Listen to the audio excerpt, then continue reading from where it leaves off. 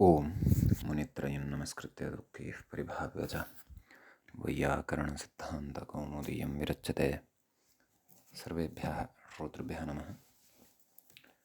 अस्माभिः गतपाठे यद्यत् पठितं तद् एकवारं स्मरामः।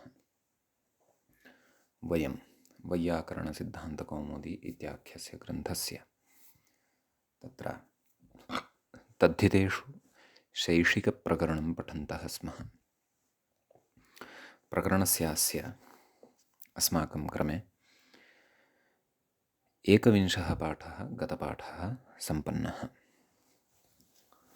तस्मिन् एकविंशे पाठे अस्माभिः सर्वादौ तावत् नक्षत्रेभ्यो बहुलम् इति सूत्रं पठितं। जातार्थप्रत्ययस्य बहुलं लुक् स्यात् नक्षत्रवाचकेभ्यः शब्देभ्यः इति तस्य अर्थः दृष्टः। रोहिणः रौहिणः इति रूपद्वयं साधितं। ततश्च कृतलब्धक्रीतकुशलाः इति सूत्रं पठितं।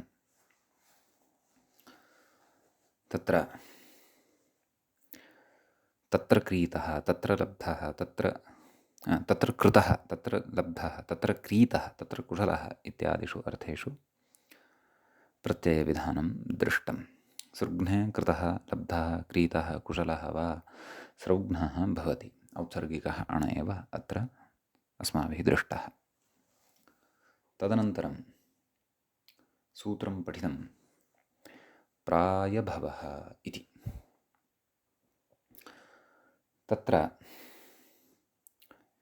इत्यस्य अनुवर्तनं भवति। नाम तत्र प्रायभवः इत्यस्मिन् अर्थे सृग्ने प्रायेण बाहुल्येन भवः यः सः सृग्नः इति, सः स्रौघ्नः इति उदाहरणं दृष्टं। ततः परम् उपजानोपकरणोपनिवेष्टक् इति सूत्रम् अस्माभिः दृष्टं। तत्र प्रायभवः इत्यस्मिन् अर्थे उपजानु उपकरण उपनीवि इति एतेभ्यः शब्देभ्यः ठक् इति प्रत्ययः भवति इति तस्य उदाहरणं दृष्टम्। औपजानुकः, औपकर्णिकः, औपनीविकः इति इमानि क्रमशः उदाहरणानि अपि तत्र दृष्टानि। ततः सम्भूते इति सूत्रम् अस्माभिः पठितं। सृग्ने सम्भवति रौघ्नः इति तस्य उदाहरणं दृष्टं। ततः परं कोशाढ्ढञ् इति सूत्रं दृष्टं। कोश इति शब्दात् सम्भूते अर्थे ढञ् इति प्रत्ययो भवति इति तस्य अर्थः दृष्टः। कौशेयं वस्त्रम् इति उदाहरणं साधितं। ततश्च कालात् साधु पुष्प्यत्पच्यमानेषु इति सूत्रं पठितं।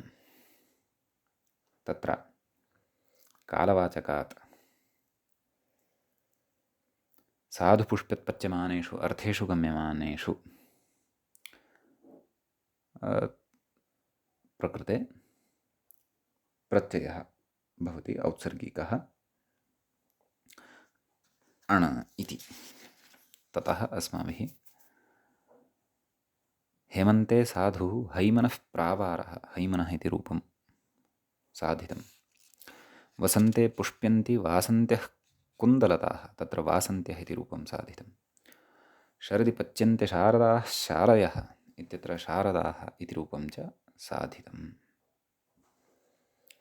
ततः परम् उक्ते च इति सूत्रं पठितं। तत्र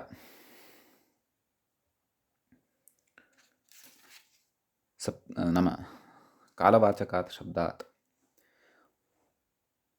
उक्तः इत्यस्मिन् अर्थे यथा विहितं प्रत्ययो भवति इति तस्य अर्थः दृष्टः। हेमन्ते उप्यन्ते हैमन्ताः यवाः इति उदाहरणं तत्र साधितम्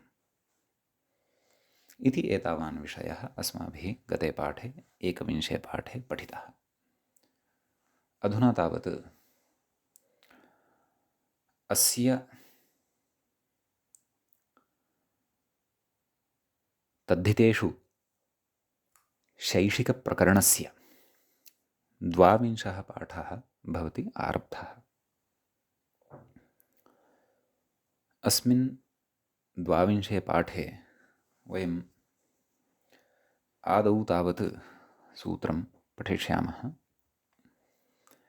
आश्वयुज्यावुञ् इति अस्ति अग्रिमं सूत्रम्। सूत्रस्य तत्र आदौ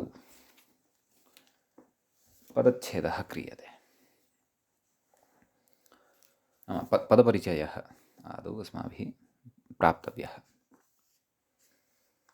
तत्र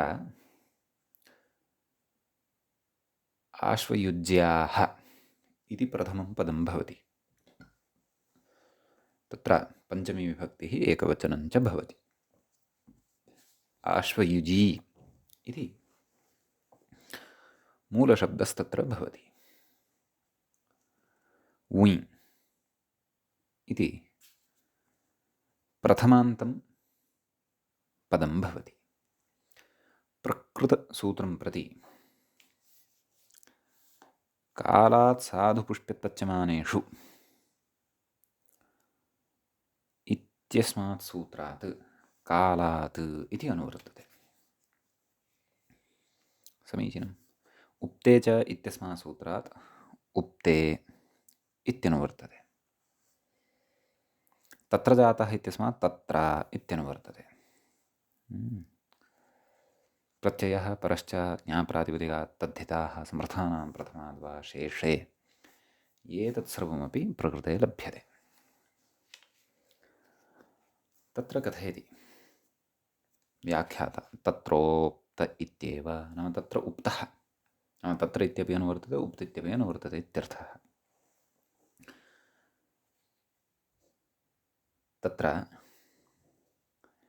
अग्रे कथयति, नाम मूले तु सूत्रार्थः नोक्तः ठयोपवादः इत्युक्तं। तस्मिन् विषये अग्रे वक्ष्यते व्याख्याता। ततः पूर्वं व्याख्याता कथयन् अस्ति, कालात् ठञ् इति विहितस्य नैव ततः पूर्वं कथयति सप्तम्यन्तात् आश्वयुजी शब्दात् उक्ते अर्थे मुञ् स्यादित्यर्थः इति सूत्रस्य अर्थो भवति इत्यर्थः। ततः अग्रे उच्यते ठयोपवादः इति, नाम अयं ठयः अपवादः वर्तते। अयं वुञ् इत्यर्थः। तदेव अग्रे कथयति कालात् ठञ् इति विहितस्य इत्यर्थः। कालवाचकात् ठञ् इति खलु विधीयते, तस्य ठयः अयम् अपवादो भवति, अयं वुञ्। तर्हि तत्र उदाह्रियते आश्वयुजकामाशा इति। तत्र मूले पश्यन्तु, आश्वयुज्याम् उक्ताः आश्वयुजकामाशा। तत्र मम सविधेयः ग्रन्थः वर्तते, तत्र लेखने दोषः जातः वर्तते। आश्वयुजयाः माशाः इति जातमस्ति, तत्र आश्वयुजकामाशाः इति कुर्वन्तु। आश्वयुजकाः माशाः, तत्र या नास्ति का इति भवेत्। यदि भवतां टीकायाम् अयं दोषो नास्ति तर्हि तु क्लेश एव नास्ति। तर्हि आश्वयुज्याम् उक्ताः आश्वयुजकाः माशाः इति। तर्हि आश्वयुजी इति सप्तम्यन्तात् वुञ् प्रत्ययः। आश्वयुजि वु योरनाकौ इत्यनेन अकादेशः। आश्वयुजि अका एवं खलु पर्जन्यवल्लक्षणप्रवृत्त्या आदिवृद्धिः भवति। यतः आदौ एव तत्र आदिवृद्धिवर्णः वर्तते आ इति, यस्येति इत्यनेन ईकारलोपः भवति। आश्वयुज् अक आश्वयुजक, तस्य प्रथमाविभक्तेः बहुवचने ज्यसि सति आश्वयुजकाः इति रूपं भवति। माशाः इत्यस्य विशेषणपदं तद् भवति इत्यर्थः। एवं खलु। आश्वयुजी इति का भवति इति चेत् अश्विनीनक्षत्रेण युक्ता या पौर्णमासी भवति सा आश्वयुजी भवति। तदेव व्याख्यात्र उच्यमानमस्ति आश्वयुजकामाशा इति। अग्रे पश्यन्तु, अश्वयुग्भ्यां युक्ता पौर्णमासी आश्वयुजी तत्रोक्ताः इति। नाम तत्र उक्ताः, तत्र येषां वपनं क्रियते तादृशाः इमे मासाः आश्वयुजकाः मासाः भवन्ति इति। समीचीनम्। इदानीम् अश्विनीनक्षत्र नाम तत्र अश्वयुग्भ्यां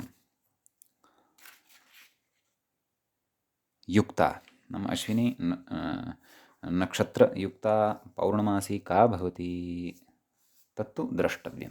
ज्योतिषशास्त्रानुसारं तद्दृष्ट्वा सः कालः निश्चेतुं शक्यः। तस्मिन् ये मासाः उप्यन्ते ते आश्वयुजकाः मासाः इति भवन्ति। न केवलाः मासाः एव, अन्येपि भवितुमर्हन्ति। अन्यविधं धान्यं यदि अस्ति किमपि तदपि आश्वयुजकम् इति वक्तुं शक्यते। एतेन ऋषेः पाणिनेः कृषिविषयकं ज्ञानमपि सूक्ष्मतया आसीत् इति अस्माभिः तस्य सूत्राणि पठित्वा अत्र ज्ञातुं शक्यते। समीचीनं। ततः परम् अस्मिन् सूत्रे एतावानेव विशेषः। इदानीं वयम् अग्रे अग्रिमं सूत्रं पठामः। अपि च आश्वयुज्यामुञ् इति सूत्रारम्भद्वारा 22 पाठः एषः आरब्धः भवति इत्यपि मया उक्तम् एव, अहम् उक्तवान् इति स्मरामि, परन्तु स्मरणं नास्ति अधुना। भवतु, नाम 22 पाठे वयं स्मः इत्यपि स्मरणे स्थापनीयं भवतु। यद्यपि तस्य स्मरणेन तथा विशिष्य किमपि नास्ति, परन्तु एकः क्रमः बुद्धौ तिष्ठति। भवतु नाम। तर्हि अग्रिमं सूत्रं भवति अधुना ग्रीष्मवसन्तादन्यतरस्याम् इति। प्रकृतसूत्रे ग्रीष्मवसन्तात् इति एकं पदं वर्तते, पञ्चम्यन्तं, पञ्चमी विभक्तेः एकवचनान्तम्। अन्यतरस्याम् इति विभक्तिप्रतिरूपकम् अव्ययं भवति। ग्रीष्मश्च वसन्तश्च, ग्रीष्मवसन्तं समाहारद्वन्द्वः वर्तते। तस्मात् ग्रीष्मवसन्तात् इति एवं पञ्चमी विभक्तिः अत्र भवति। ततः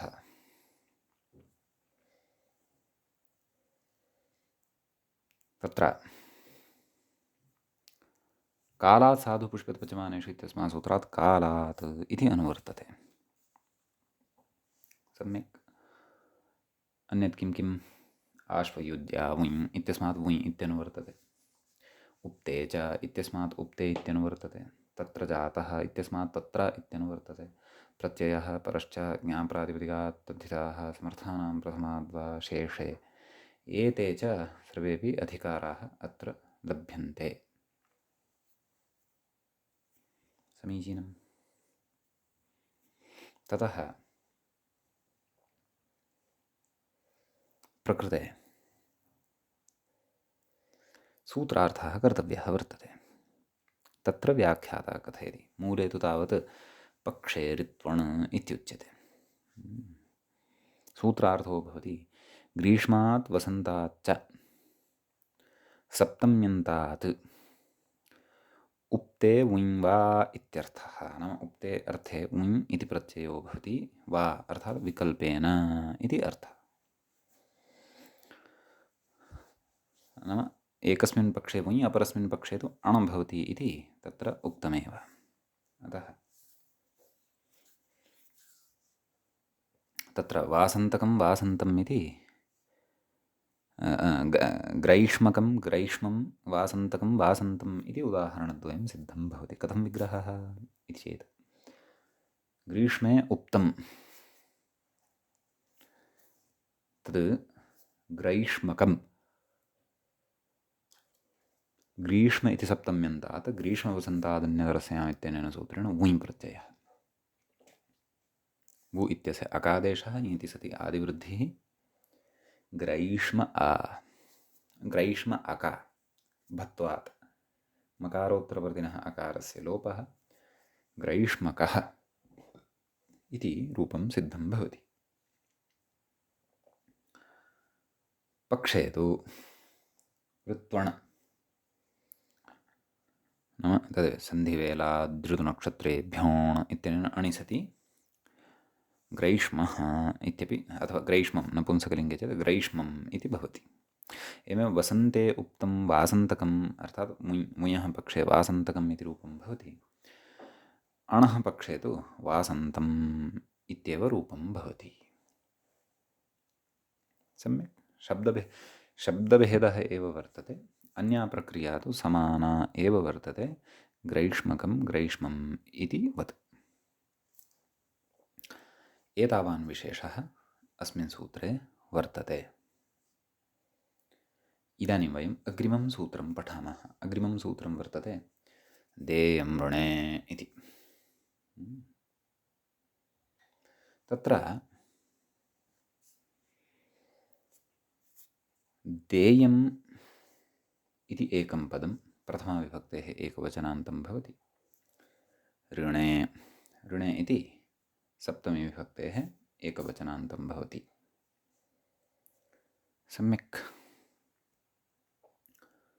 प्रकृते अपि कालात् साधुपुष्पपच्यमानेषु इत्यस्मात् सूत्रात् कालात् इत्यनुवर्तते, तत्र जातः इत्यस्मात् सूत्रात् तत्र इत्यनुवर्तते, प्रत्ययः परश्च ज्ञाप्रातिपदिकात् तद्धिताः समर्थानां प्रथमाद्वा शेषे एतत् सर्वमपि प्रकृते लभ्यते। ततः प्रकृते सूत्रार्थः द्रष्टव्यः। मूले उच्यते कालादित्येव, तत्र व्याख्याता कथयति तत्र इत्यपि अनुवर्तते इति। तत्र कथयति अग्रे व्याख्याता ऊञ् निवृत्तं, नाम प्रकृते ऊञः अनुवर्तनं न भवति, तस्य निवृत्तिरभूत्। कुतः? व्याख्यानात्। अग्रे उच्यते सप्तम्यन्तात् कालवाचिनः देयमित्यर्थे यथा विहितं प्रत्ययाः स्युः इति। कालवाचकः शब्दः सप्तम्यन्तः, तस्मात् देयम् इत्यस्मिन् अर्थे यथा यथं, नाम यस्याः प्रकृतेः यः प्रत्ययः प्राप्तः भवति सः प्रत्ययो भवति इत्यर्थः। समीचीनं। तस्मिन् देयद्रव्ये ऋणे सतीत्यर्थः, ऋणे सतीत्यर्थः इति। देयं नाम अनिवार्यतया देयं वर्तते, दातव्यं वर्तते। अपि च किं दातव्यं वर्तते? ऋणं, ऋणाभिधेयत्वमपि तत्र स्यात्। अतः तादृशकालवाचकात् शब्दात् तत्र यथाविहितं प्रत्ययो भवति। उदाहरणं साधनीयं वर्तते, तत्र मूले पश्यन्तु। व्याख्याता इङ्गितं करोति मासिकमिति। मूले उक्तं मासे देयं ऋणं मासिकं, नाम तत्र अग्रे च कथयति व्याख्याता कालाठ्ठञ्, नाम मासाभ्यन्तरे अथवा मासात्मकः यः कालः, तस्मिन् काले देयं यदृणं तदृणं मासिकं भवति। प्रकृते प्रत्ययः कालाठ्ठञ् इत्यनेन एव, परन्तु अर्थः एतेन उच्यते देयं ऋणे, देयं ऋणे इति। अत एव तादृशः सूत्रार्थः अपि अस्माभिः दृष्टः, यत् सप्तम्यन्तात् कालवाचिनः देयमित्यर्थे यथाविहितं प्रत्ययाः भवन्ति, तस्य देयद्रव्ये ऋणे सति इत्यर्थः। तस्मिन् देयद्रव्ये सति इत्यर्थः, नाम तस्मिन् मासे अस्माभिः देयद्रव्यं यद् वर्तते ऋणरूपं तादृशम् एव तत्र देयद्रव्यं स्यात्, न तु अन्यविधम् इति। समीचीनम्। इति एतावान् एव विशेषः अस्मिन् सूत्रे भवति। ततः वयम् अग्रिमं सूत्रम् अधुना प्रविशामः। अग्रिमं च सूत्रं भवति एवं: कलाप्यश्वत्थयवबुसाद्वन् इति। तत्र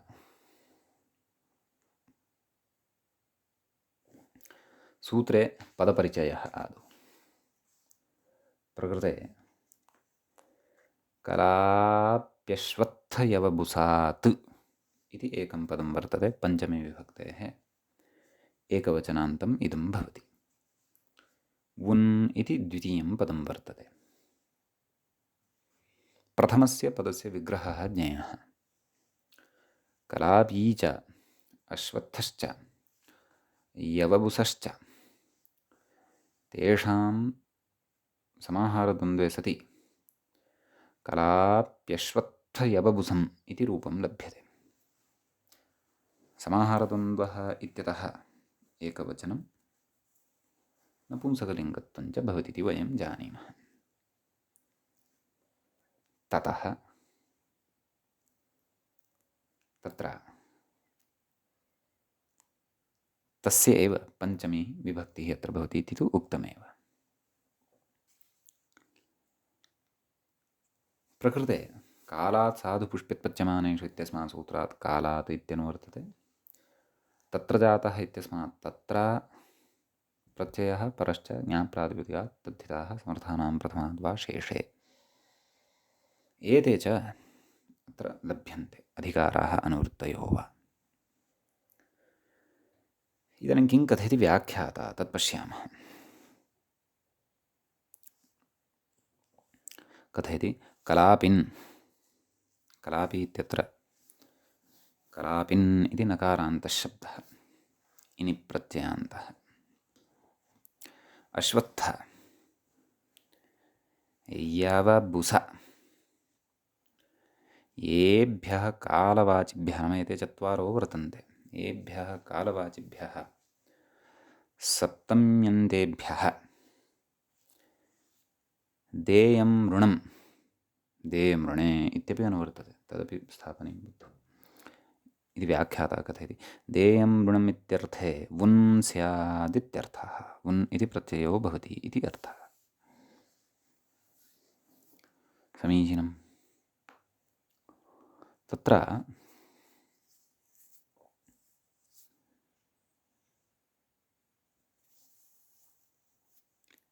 उदाह्रियते एकैकशः। कलापकम् आद्यः शब्दः कः वर्तते? कलापिन् इति। तस्मात् तत्र कथयति, मूले पश्यन्तु, यस्मिन् काले मयूराः कलापिनो भवन्ति सः उपचारात् कलापी इति।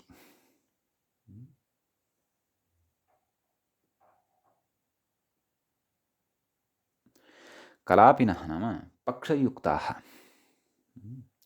कलापि यद्यपि मयूरस्य एव नामान्तरं भवति, कलापाः अथवा कलापः अस्य अस्ति इति कलापी। कलापि नाम पक्षविशेषः, पक्षः,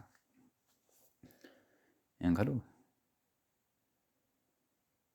तर्हि किं कथयति पश्यन्तु। यस्मिन् काले, मूले पश्यन्तु, मयूराः कलापिनो भवन्ति,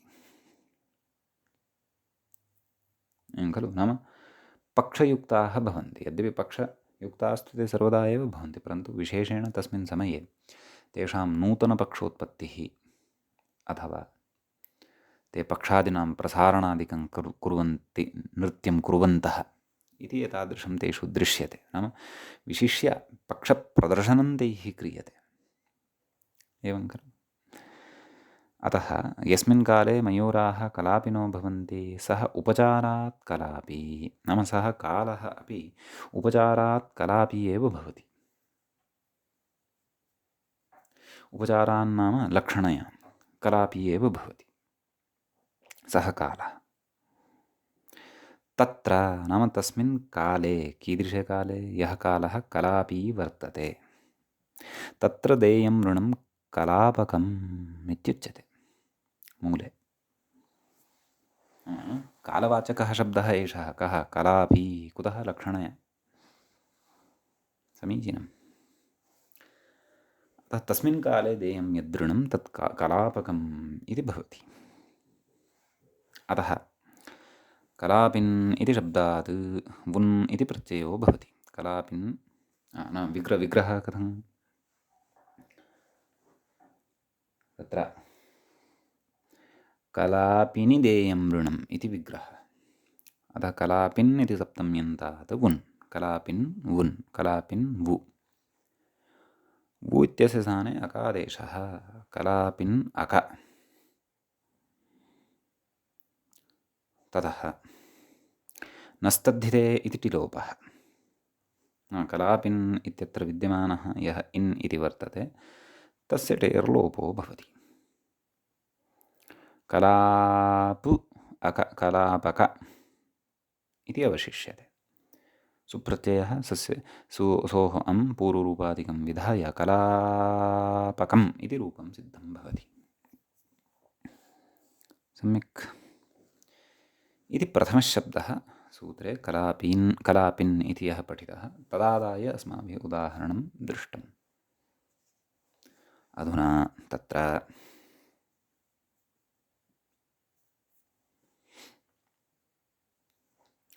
अपरः शब्दः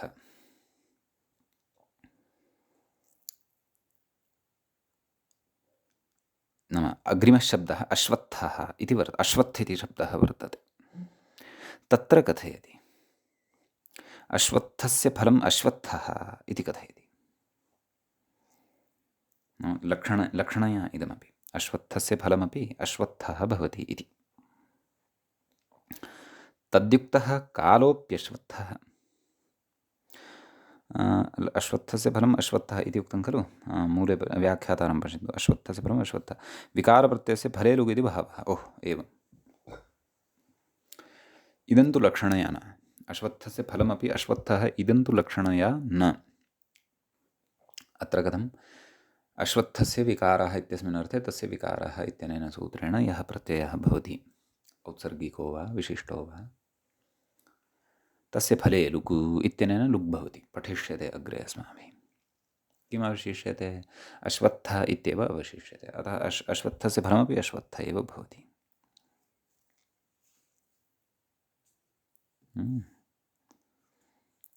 अग्रे कथयति व्याख्याता अश्वत्थशब्दस्य प्रक्षादित्वे तु ततः प्रक्षादिभ्योऽणिति फले अणोविधानसामर्थ्या लुगभावे अश्वत्थशब्दः फले लाक्षणिकति भावः। ओह, लाक्षणिकः एव अस्ति भो इति कथयति। परन्तु विकारप्रत्ययस्य फले लुक् इति पूर्वम् उक्तवान् खलु। तर्हि तस्याः पङ्क्तेः कः अर्थः? अस्तु एकवारं पठामः। किं कथयति? अश्वत्थशब्दस्य प्रक्षादित्वे नाम प्रक्षादिगणे अश्वत्थशब्दः पठितः। प्रक्षादित्वे तु नाम प्रक्षादिगणे यदा तस्य पाठः मन्यते तदा तु ततः प्रक्षादिभ्योऽणिति फले नाम प्रक्षादिभ्यः अण इति विकारार्थे प्रत्ययः यः भवति इति फले अणः नाम फले फलरूपे विकारार्थे यः अणप्रत्ययः विधीयते तस्य अणः विधानसामर्थ्यात् लुगभावे नाम विधानसामर्थ्यात् तत्र लुक् न स्यात् खलु, लुकः अभावः खलु। तर्हि तादृश लुकः अभावे सति अश्वत्थशब्दः फले लाक्षणिकः इति भावः। नाम फलार्थे अश्वत्थशब्दः लाक्षणिको भवति इति लक्षणया स्वीक्रियते इति। नाम आदौ सामान्येन तत्र उपायम् उक्तवान्। नाम अत्र विकारप्रत्ययः यः वर्तते तस्य विकारप्रत्ययस्य फले लुग् इत्यनेन लुग् भवति इति एकः अर्थः तत्र उच्यते। ततः अश्वत्थशब्दस्य नाम प्रक्षादिगणे अपि अयं शब्दः पठ्यते। यदि तथा उच्यते भवता नाम प्रक्षादिभ्यो इत्यनेन विधानसामर्थ्यात् यः अणप्रत्ययः विहितः अन्यथा तस्य प्रयोजनं न स्यात्। तर्हि फले लुक् इत्यनेन तत्र लुग् न स्यात्। तर्हि कथं वा फलशब्दः अश्वत्थशब्दः तत्र व्यवह्रियते अश्वत्थफलार्थे इति चेत् लक्षणया। लाक्षणिकः इति भावेत्युक्तम्। एवं खलु मूले किं कथयति पश्यामः। अश्वत्थस्य फलम् अश्वत्थः, तद्युक्तः कालोऽप्यश्वत्थः। तर्हि अश्वत्थस्य फलम् अश्वत्थः इत्यपि लक्षणया एव साधितं, तद्युक्तः कालोऽपि अश्वत्थः भवति इत्यपि लक्षणया एव साधितम्। यथा पूर्वं यस्मिन् काले मयूराः कलापिनः भवन्ति सः उपचारात् कलापि इति यथा उक्तं तद्वद् अत्रापि सम्यक्। तर्हि द्विः लक्षणाः स्वीकृताः इति, नाम अश्वत्थस्य फलम् अपि अश्वत्थः, तद्युक्तः कालः अपि अश्वत्थः एव इति। सम्यक्। अग्रे कथयति यस्मिन् काले अश्वत्थाः फलन्ति तत्र देयं ऋणम् अश्वत्थकम् इति। एवं किल। नाम यस्मिन् काले अश्वत्थाः नाम अश्वत्थाख्यानि यानि फलानि तानि यदा फलन्ति, अश्वत्थवृक्षाः फलयुक्ताः भवन्ति, तस्मिन् काले यदृणं देयं तदृणम् अश्वत्थकं भवति। तर्हि अश्वत्थशब्दात् मुन् प्रत्ययः विधीयते उनि सति, उनि परतः तदेव अकादेशे सति अश्वत्थ अक यस्येचित्तेन थकारोत्तरवर्तिनः अकारस्य लोपः अश्वत्थक अश्वत्थ अक अश्वत्थक सु अं पूर्वरूपं पूर्वरूपादिकं च विधाय अश्वत्थकम् इति रूपं तत्र भवति सिद्धम्। समीचीनम् इति अयम् अश्वत्थशब्दगतः विशेषः। सम्यक्। अग्रे कः शब्दः वर्तते? कलापि अश्वत्थ यवबुस, त्रयः शब्दाः खलु परिगणिताः अत्र। कलापिन् अश्वत्थ यवबुस, एवम् एवं सम्यक्। यवानां बुसं यवबुसं खलेबुसम् इत्यादिषु अस्माभिः पठितं खलु। यवान् यवसस्येभ्यः पृथक्कृत्य वयं यं तृणविशेषं प्राप्नुमः अथवा तृणसमूहविशेषं प्राप्नुमः तद् बुसम् इत्युच्यते, यवबुसम् इत्युच्यते। सम्यक्। तर्हि तत्र अपि च यवानां च अस्माकं परिचयः स्यादेव, धान्यविशेषः भवति। तर्हि तस्यापि उदाहरणमत्र उक्तं, पश्यन्तु मूले पश्यन्तु। यस्मिन् यवबुसम् उत्पद्यते नाम यस्मिन् काले तत्र देयं ऋणं यवबुसकं। तत्र यवबुस इत्यस्मात् शब्दात् वुन् प्रत्ययः भवति, यथा पूर्वं प्राक्तन उदाहरणेषु अस्माभिः दृष्टं तद्वत् अत्रापि। अतः वुनि सति यवबुस नाम अकादेशो भवति, यवबुस अक सकारोत्तरवर्तिनः अकारस्य लोपः यवबुस् अक यवबुसक सु अं यवबुसकम् इति रूपं तत्र भवति सिद्धम्।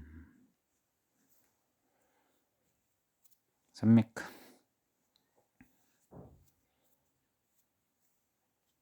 इति एतावान् विशेषः एतत् सूत्रगतो भवति।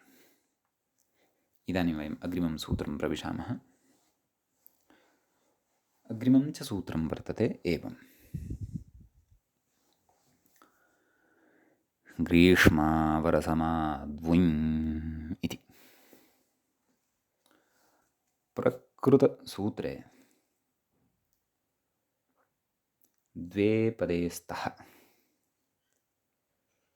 तत्र ग्रीष्मावरसमात् इति एकं पदं भवति, पञ्चमी विभक्तिः, एकवचनं च तत्र भवति। वुञ् इत्यत्र च प्रथमा विभक्तिः भवति, एकवचनं च भवति। एवं किल। प्रकृतसूत्रं प्रति देयं ऋणे इति सूत्रम् अनुवर्तते। कालात् साधुपुष्प्युत्पत्स्यमानेषु इत्यस्मात् सूत्रात् कालात् इत्यनुवर्तते। तत्र जातः इत्यस्मात् तत्र प्रत्ययः परश्च ज्ञाप्रातिपदिकात् तद्धिताः समर्थानां प्रथमाद्वा शेषे एतेषां च अत्र अनुवर्तनं भवति। सूत्रार्थः ज्ञेयः। नाम कालवाचकः यः शब्दः, आदौ अस्य विग्रहः न कृतः मया, तद् अपि उच्यते। ग्रीष्मावरसमात्, ग्रीष्मश्च अवरसमा च, एवं खलु। ग्रीष्मावरसमं समाहारद्वन्द्वः वर्तते, अतः ग्रीष्मावरसमात् इत्युच्यते। यद्यपि अत्र द्वितीयः शब्दः यः सः अवरसमा इति वर्तते, आकारान्तः, स्त्रीलिङ्गे च विद्यमानः। तर्हि कः सूत्रार्थः अधुना ज्ञेयः। नाम कालवाचकः यः ग्रीष्म इति शब्दः, अवरसमा इति च यः शब्दः, तस्मात् सप्तम्यन्तात् देयं ऋणे इत्यस्मिन् अर्थे अयं वुञ् प्रत्ययः शैशिको भवति इत्यर्थः सूत्रस्य भवति। मूले तावत् साक्षात् उदाहरणमेव उक्तं। व्याख्याता किं कथयति तत् पश्यामः। सूत्रार्थादिकं सर्वं कथयन्नस्ति, क्रमशः कथयति। समाशब्दः वत्सरे नित्यस्त्रीलिङ्गबहुवचनः। एवं, नाम समा इति शब्दः कस्मिन् अर्थे?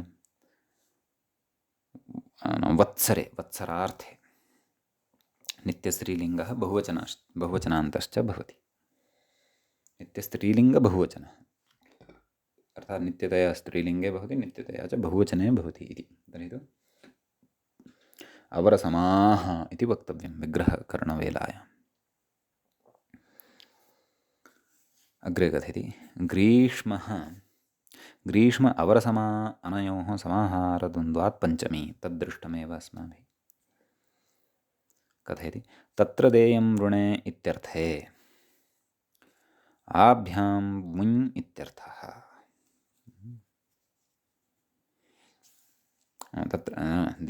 तत्र देयम् इत्यस्मिन् अर्थे आभ्यां नाम देयं ऋणम् इत्यस्मिन् अर्थे, तत्र देयं ऋणम् इत्यस्मिन् अर्थे आभ्यां नाम काभ्यां? ग्रीष्म अपि च अपरसमा इति आभ्यां वुञ् इति प्रत्ययो भवति इत्यर्थः।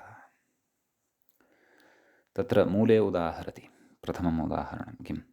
ग्रीष्मे देयं ऋणं ग्रैष्मकम् इति। ग्रीष्मकाले यद् देयं ऋणं भवति तद् ग्रैष्मकं भवति इत्यर्थः। एवं खलु। ग्रीष्मवसन्तादन्यतरस्याम् इत्यत्रापि खलु अस्माभिः साधितं, परन्तु तत्र देयं ऋणे इति अर्थः नासीत्, तत्र तु भिन्नः अर्थः। एवं खलु। तत्र ग्रीष्मात् वसन्तात् च सप्तम्यन्तात् उप्ते अर्थे वुञ् आसीत्। प्रकृते तु देयं ऋणे इत्यस्मिन् अर्थे वुञ् प्रत्ययः वर्तते। अयं भेदः बुद्धौ स्थापनीयः। सम्यक्। अतः तत्र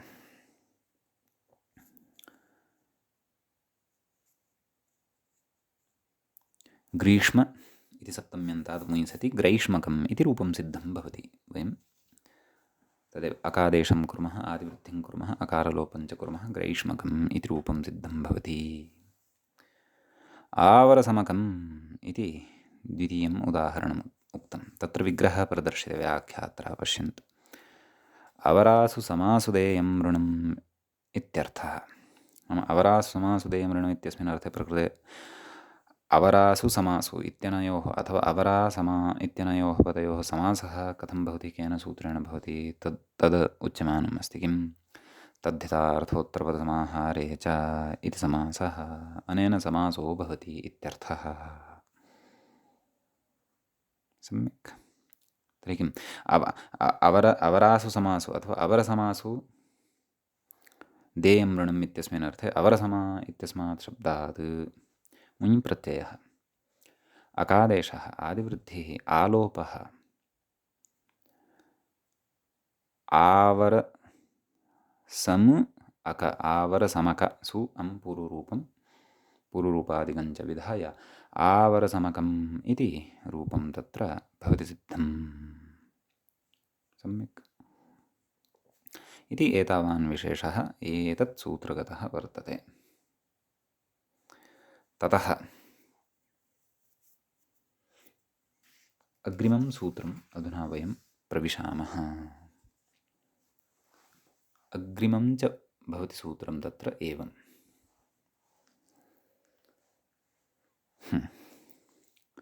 संवत्सराग्रहायणीभ्यां ठञ् च इति पदपरिचयः आदौ प्राप्तव्यः। संवत्सराग्रहायणीभ्यां पञ्चमी विभक्तिः भवति, द्विवचनं च भवति। ठञ् इति प्रथमान्तं भवति, च इति अव्ययं भवति। सम्यक्। संवत्सरश्च आग्रहायणी च, संवत्सराग्रहायण्यौ ताभ्यां संवत्सराग्रहायणीभ्यां पञ्चमी विभक्तेः एकवचनान्तम् इदं रूपं भवति। ठञ् इति प्रथमा विभक्तेः एकवचनान्तं भवति, च इति अव्ययपदं भवति। सम्यक् इति सर्वं पूर्वमुक्तमेव। किं किम् अनुवर्तते तत् पश्यामः। देयमृणे इति अनुवर्तते। कालात् साधुपुष्पत्पच्यमानेषु इत्यस्मात् कालात्, तत्र जातः इत्यस्मात् तत्र, प्रत्ययः परश्च ज्ञाप्रातिपदिकात् तद्धिताः समर्थानां प्रथमाद्वा शेषे एतत् सर्वमपि प्रकृते लभ्यते। ग्रीष्मावरसमाद्वुञ् इति चाद्वुञ् इत्युक्तं खलु मूले। चाद्वुञ् नाम वुञ् अपि अत्र लभ्यते इत्यर्थः। सम्यक्। किं कथयति तत्र व्याख्याता अथवा कः सूत्रार्थः अत्र कर्तव्यः तद्द्रष्टव्यम्।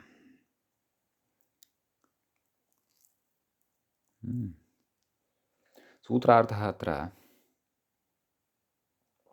नाम कालवाचकः यः संवत्सर इति शब्दः वर्तते, अपि च आग्रहायणी इति शब्दः वर्तते, तस्मात् सप्तम्यन्तात् देयमृणे इत्यस्मिन् अर्थे ठञ् इति प्रत्ययः भवति। पक्षे अपि च विकल्पेन सह भवति इति कृत्वा नाम च ग्रहणसामर्थ्यादेव प्रकृते ऊञः अपि समुच्चयो भवति इति सोऽपि अत्र स्वीक्रियते। सम्यक्। अतएव मूले चाद्वुञ् इत्युक्तमेव। व्याख्याता कथयति देयं ऋणम् इत्यस्मिन् इत्यर्थे सप्तम्यन्तादिति शेषः। कस्मात्? संवत्सर इति शब्दात्, अपि च आग्रहायणी इति अस्माच्च, नाम सप्तम्यन्तात्। अग्रे कथयति व्याख्याता सन्धिवेलादिगणे संवत्सरात् फलपर्वणोः इति पठितम्। अस्तु, तद् अत्र कश्चन विचारः अस्ति, तं पश्चात् पश्यामः। आदौ रूपसिद्धिं कृत्वा आगच्छामः। सांवत्सरिकं सांवत्सरकम् इति उदाहरणं साध्यते। तर्हि कथं विग्रहः इति चेत् संवत्सरे देयं ऋणम् इति विग्रहे संवत्सर इति सप्तम्यन्तात् संवत्सराग्रहायणीभ्यां ठञ् इत्यनेन सूत्रेण ठञ् इति प्रत्ययः। संवत्सर ठञ्, ठञ् ठ अवशिष्य तस्य इकादेशः।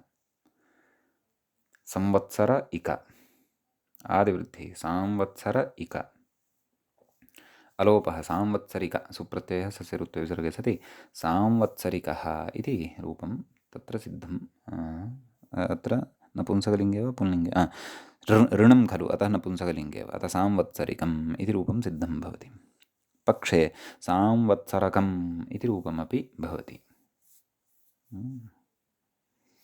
अतः संवत्सर इति शब्दात् वुञ् सति नाम वुञः पक्षे सांवत्सरकम् इति रूपं भवति। आदिवृद्धिः भवति, अन्यानि कार्याणि यथापूर्वं भवन्ति। सांवत्सरकम् इति। एवमेव अग्रिमम् उदाहरणं पश्यन्तु। तत्र विग्रहः आग्रहायण्यां देयं ऋणम् इति विग्रहो भवति। अतः आग्रहायणी इति सप्तम्यन्तात् ठञ् प्रत्ययः यस्मिन् पक्षे भवति तत्र आग्रहायणिकम् इति रूपं भवति। आग्रहायणी ठञ्, आग्रहायणी इक, आग्रहायण इक पर्जन्यलक्षणप्रत्यया वृद्धिरपि भवति। आग्रहायणिक सु अं पूर्वरूपादिकं विधाय आग्रहायणिकम् इति रूपं सिद्धं भवति। उञः पक्षे तावत् आग्रहायणकम् इति रूपं भवति। एवं किल इति एतावान् विशेषः संवत्सराग्रहायणीभ्यां ठञ्च इति सूत्रगतो भवति। इदानीं वयम् अग्रिमं सूत्रं प्रविशामः। ततः पूर्वं कश्चन विचारः गतसूत्रे उक्तः खलु व्याख्यात्रा, सः किं कथयन्नस्ति इति पश्यामः। देयं ऋणम् इत्यर्थे सप्तम्यन्तादिशेषः इति सत्यम् उक्तम्। अग्रे आगच्छन्तु। सन्धिवेलादिगणे संवत्सरात् फलपर्वणोः इति पठितम् एवं खलु। तत्र फले देयऋणत्वेन विवक्षिते प्राप्तः अण् अनेन ठया बाध्यते इति।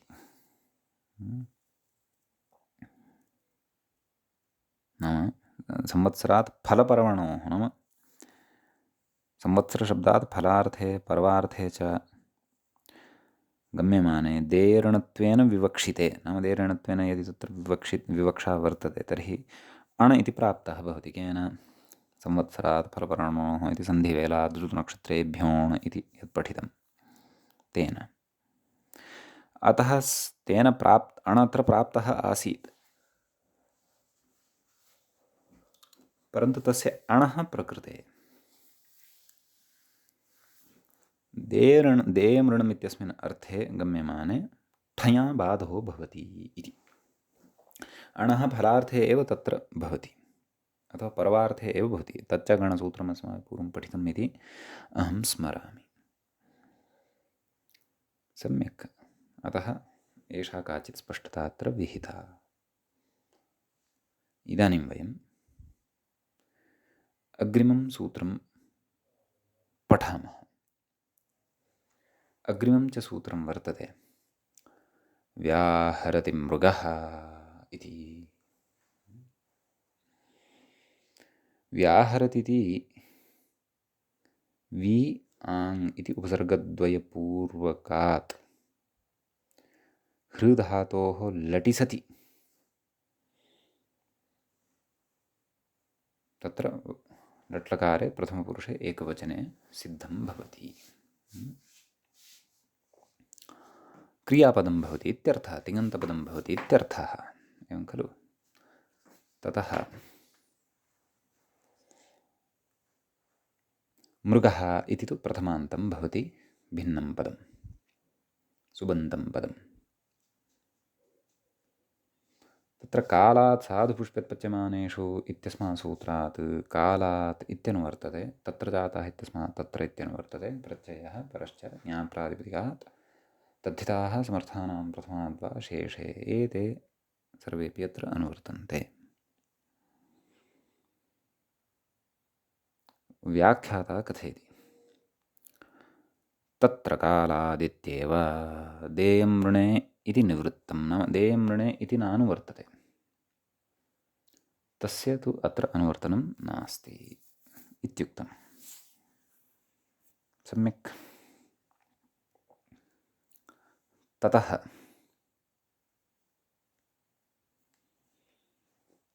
सूत्रार्थः द्रष्टव्यः। व्याख्यात्रा तु अत्र अन्यः विशेषो नोक्तः, सूत्रार्थः मूले कृतः वर्तते, सः द्रष्टव्यः। किमुच्यते? कालवाचिनः सप्तम्यन्तात् शब्दायते इत्यर्थे व्याहरति इत्यस्य कोऽर्थः? शब्दं करोति इत्यर्थः। शब्दायते अर्थात् शब्दं करोति। शब्दवैरकलः भ्रगण्डमेघेभ्यः करणे इत्यत्र पठिष्यते। शब्दायते अर्थात् शब्दं करोति इत्यस्मिन् अर्थे तत्र स च अर्थः कुतः लब्धः? व्याहरति इत्यस्य सः अर्थः भवति। वदामः खलु सभासु धन्यवादान् व्याहरामि अथवा धन्यवचांसि व्याहरामि। व्याहरामि नाम कोऽर्थः? वदामि, कथयामि, धन्यतावचसां शब्दं करोमि, कथनं करोमि इत्यर्थः। अस्तु, कालवाचिनः सप्तम्यन्तात् शब्दायते इत्यर्थे अणादयः स्युः, नाम अणादयः प्रत्ययाः भवन्ति इति। यो व्याहरति सः मृगश्चेत् इति। मम पुस्तके किञ्चित् लेखनन्यूनता अस्ति, तत् सम्यक् कुर्वन्तु। यो व्याहरति सः मृगश्चेत्, मृग एतदनन्तरं मृगः चेत्, नाम मृग एतदनन्तरं विसर्गं योजयन्तु, चेत् इत्यपि अग्रे योजयन्तु। नाम शब्दस्य कर्ता मृगः यदि भवति तर्हि समीचीनं। तत्र उदाह्रियते किं? निशायां व्याहरति नैषो मृगः इति। नैशिकः इत्यपि तत्र साधितं वर्तते। निशायां, निशा नाम रात्रिः। तत्र व्याहरति यः मृगः, मृगः नाम पशोः अपि नाम पर्यायशब्दो भवति। तर्हि निशा इति सप्तम्यन्तात् व्याहरति मृगः इत्यस्मिन् अर्थे निशात् प्रदोषाभ्यां च इति सूत्रम्। एवं खलु? तत्सूत्रम् अस्माभिः पूर्वं पठितम्। अतः तेन सूत्रेण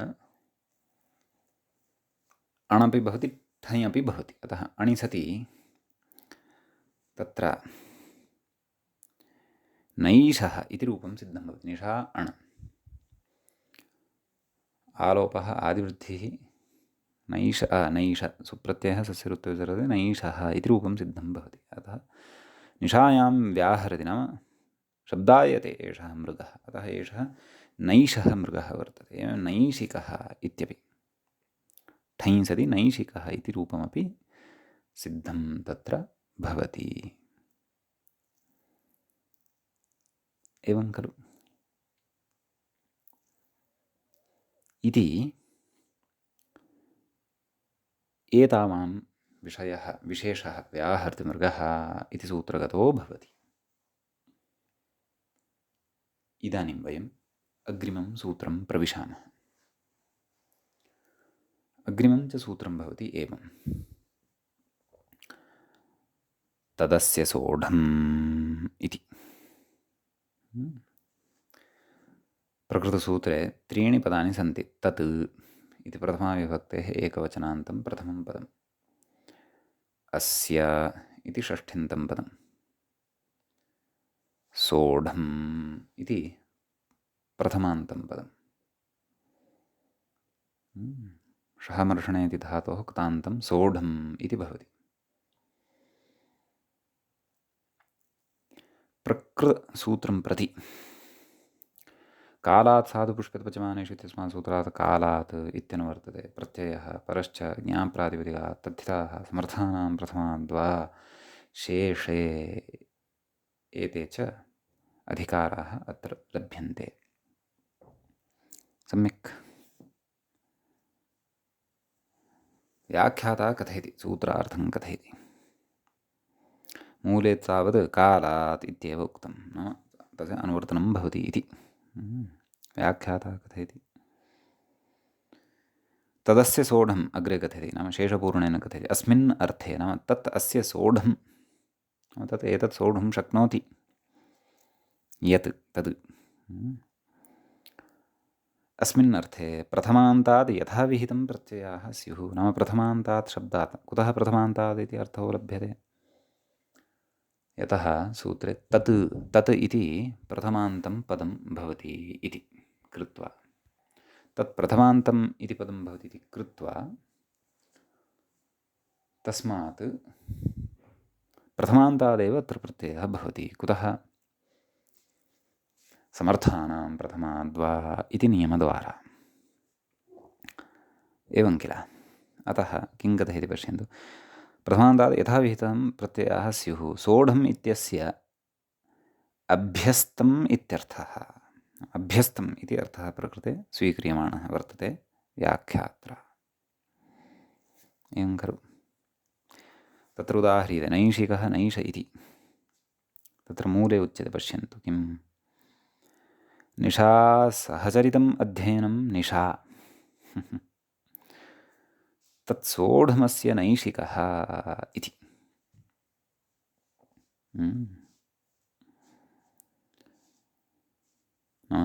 निशा सहचरितम् अध्ययनम् अर्थात् तत्र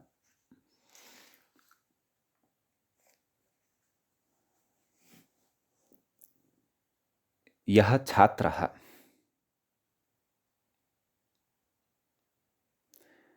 निशायाम् अध्ययनं करोति, नाम तस्य अध्ययनं निशया सहचरितं भवति। यथा यथा निशा आरभते अथवा निशायां सः यथा यथा स्वयं भवति छात्रः तथा तथा तस्य अध्ययनमपि प्रवर्तते। नाम निशया साहचर्यं भजते तस्य अध्ययनं, नाम निशायां तस्य अध्ययनं भवति इत्यर्थः। अतः निशा सहचरितम् अध्ययनं तत्र लक्षणया निशा इति उच्यते। निशा अर्थात् रात्रिः, तस्यां रात्रौ यदध्ययनं जायमानं भवति तदपि निशा इत्येव।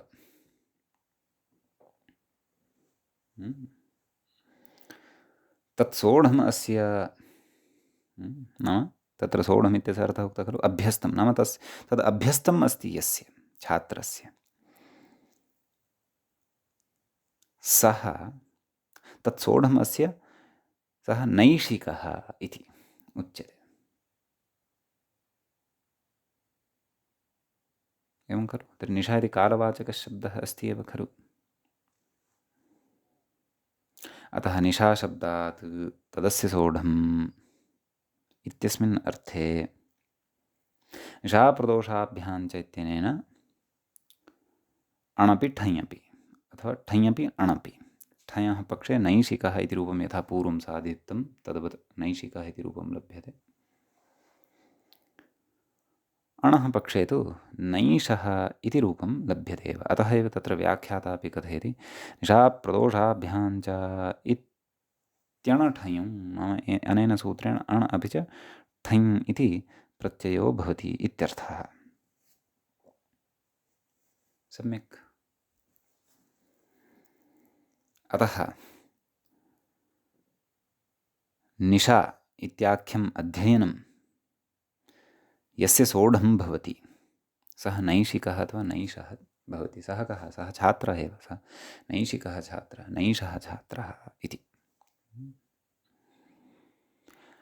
प्रकृते इदम् उदाहरणं दत्तम्। उदाहरणं तु किमपि अन्यदपि भवितुम् अर्हति खलु, वा न वा?